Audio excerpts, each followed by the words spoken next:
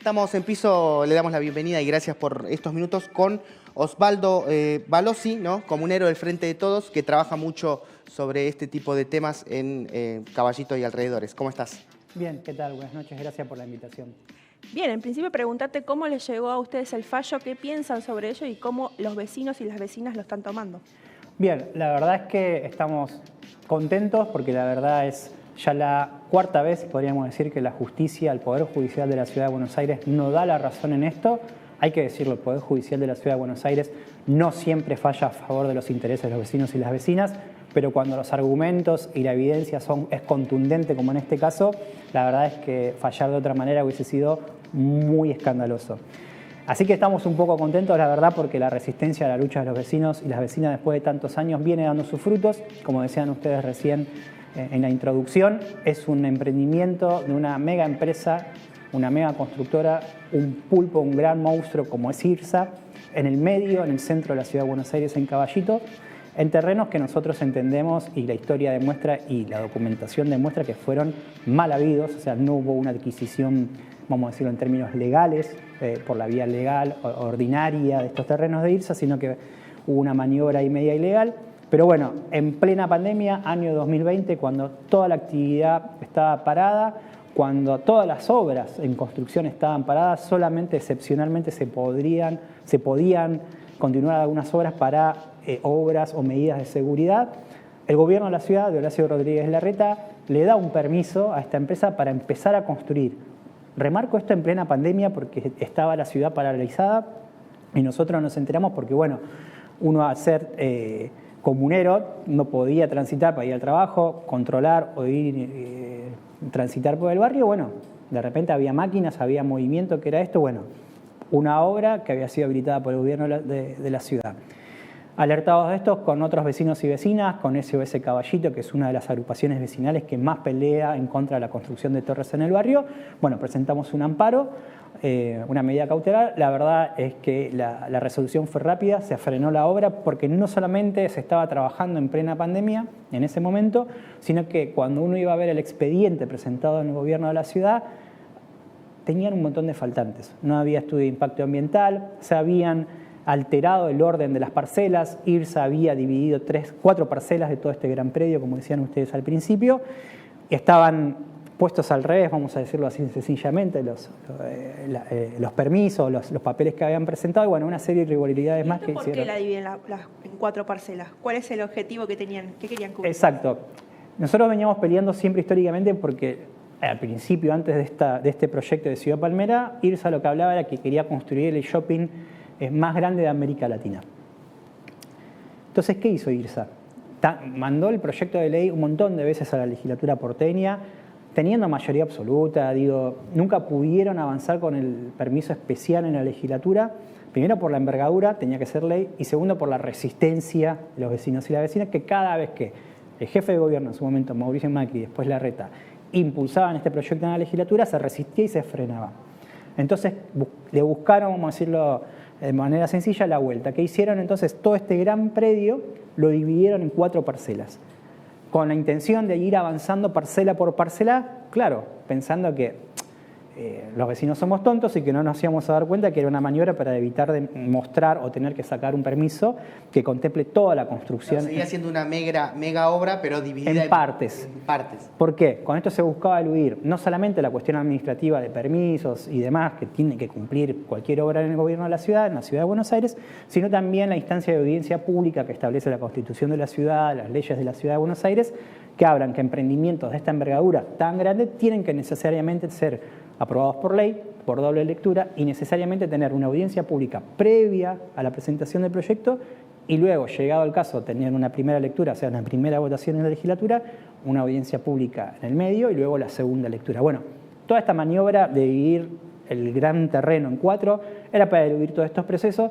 Eso fue lo que se denunció en la justicia y eso fue también lo que la justicia dijo, che, acá están tratando de falsear, de encubrir una mega obra en 4 obras pequeñas. Bueno, por suerte, en la última apelación que había hecho la empresa constructora Portland, que fue hace unas semanas, bueno, hace pocos días la justicia en segunda instancia nos volvió a dar la razón a los vecinos y las vecinas y bueno, y la obra está frenada y parada Esperemos que definitivamente.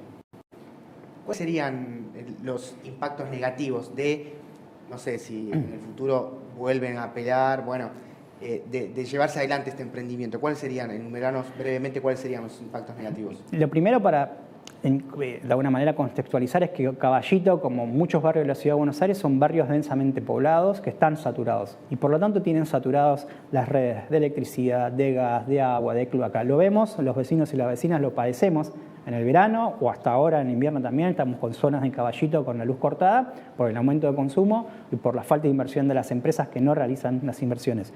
Pero concretamente, si a esta situación de saturación actual vos le sumás una construcción, una mole de cemento de esta envergadura, donde ellos hablan de un shopping a cielo abierto ahora, solamente en esta primera parte de la obra con 10 edificios, todo eso va a demandar electricidad, gas, cloacas, y eso va a seguir saturando aún más una zona del barrio que la verdad es que con sus complejidades y sus dificultades, dentro de todo viene, vamos a decirlo, sobreviviendo, zafando en este contexto.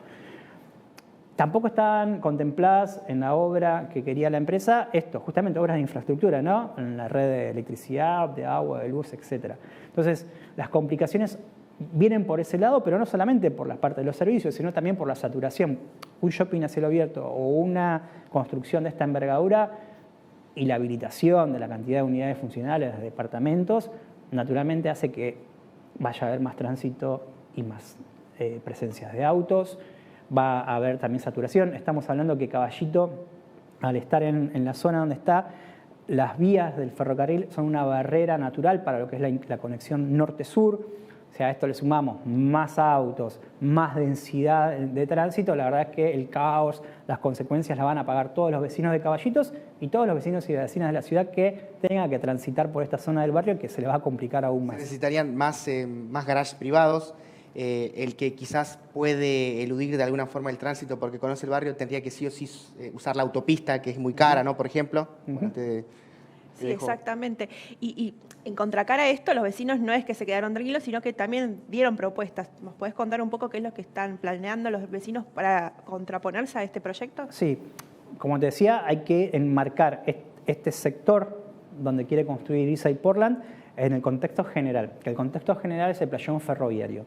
En el playón ferroviario, lo que se está planteando históricamente en Caballito, por ser, como les decía, uno de los barrios con una más densamente poblado, la necesidad de más espacios verdes. Lo que se propone entonces en estas casi 17 hectáreas de terreno hoy verde en el barrio es construir un parque.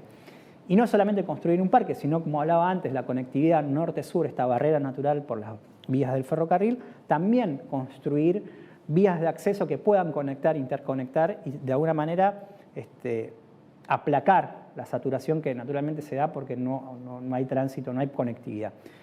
La obra que se piensa desde el barrio, desde los vecinos, contempla esta conectividad, contempla espacios verdes, contempla también lugares, zonas de equipamiento. Cuando decimos equipamiento hablamos, por ejemplo, de una escuela. Caballito no tiene jardines maternales, bueno, un jardín maternal. No tiene CESAC, Centro de Salud Comunitaria, plantear la construcción de un CESAC. Bueno, una obra, una idea que contemple las demandas del barrio, pero principalmente lo que es la falta de espacios verdes. ¿Cuál es la relación que tiene Inversiones y Representaciones Sociedad Anónima, IRSA, según tu visión, en relación al espectro político que gobierna hace muchos años la ciudad? ¿Por qué, digamos, esta relación es de tanta duración y, bueno, en particular los negociados con Eduardo Elstein, presidente de esta empresa? Mira, el vínculo más cercano y directo es el hermano de Horacio Rodríguez Larreta, que fue gerente de IRSA, pero no solamente eso, sino los múltiples negocios inmobiliarios que hay detrás de esto. El gobierno de la Ciudad de Buenos Aires, primero con Macri y después con Larreta, sí ha tenido una constante en todos sus años de gestión al cargo del gobierno de la ciudad, es en avanzar en el negocio inmobiliario, en flexibilizar las normas. De hecho, se modificó lo que era el Código de Planeamiento Urbano, hoy Código Urbanístico, permitiendo la construcción y habilitando la construcción a mansalva en la Ciudad de Buenos Aires. Todo eso tiene un trasfondo, que es una mirada de cómo gestionan la ciudad, que es, insisto, beneficiar a algunas empresas, particularmente a las constructoras y particularmente al mercado inmobiliario, y dentro de ese gran engranaje, IRSA es una de las empresas más beneficiadas por los intereses y a la actividad a la que se dedica. Un aporte, digamos, a la comunidad, porque hay muchas viviendas ociosas, hay mucha desigualdad de norte a sur. Exacto. Sin saldar estos grandes problemas, ¿no? ¿Tenías vos una pregunta? Sí, exactamente. Y bueno, tiene relación con esto. Larreta ahora se presenta como candidato a presidente. Queríamos saber tu visión sobre este proyecto que quiere implementar, teniendo en cuenta lo que ya se hizo aquí en la ciudad de Buenos Aires y todo este entramado de negocios que tienen que ver mucho con el negocio inmobiliario. Sí, a ver, lo que se ha sostenido durante los dos gobiernos de Larreta en la ciudad es la misma lógica, la misma idea de Mauricio Macri, que es un Estado no ausente, sino presente, pero en presente en función de los intereses de las grandes empresas.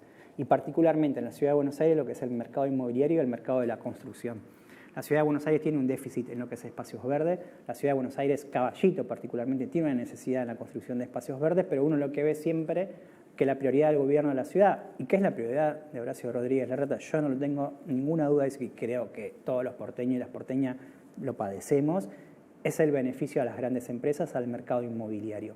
Y como decíamos recién, el problema es que ese mercado inmobiliario lo que genera es construcción y construcción a altísimos costos que un trabajador, una trabajadora de clase media no va a poder acceder nunca a uno de esos inmuebles, porque está pensado para otra lógica, que es la lógica de la especulación, que es la lógica del negocio inmobiliario, que es la lógica también de una idea que tiene Horacio Rodríguez Larreta, que es de una ciudad para pocos, para ricos, que expulsa, ¿sí?, las identidades de los barrios, las identidades históricas de los barrios de la ciudad de Buenos Aires. Con el avance del mercado, con el avance de la construcción, se van diluyendo y van desapareciendo de a poco esas historias de identidad barrial. Yo creo que Horacio Rodríguez Larreta, su proyecto político está marcado definitivamente por esta idea, que es beneficiar a las grandes empresas, beneficiar a muy pocos, a los ricos, en detrimento de los trabajadores y las trabajadoras de la mayoría de nuestro pueblo. Buenísimo, Osvaldo. Bueno, nos ayudaste a comprender un poquito más el impacto de este fallo.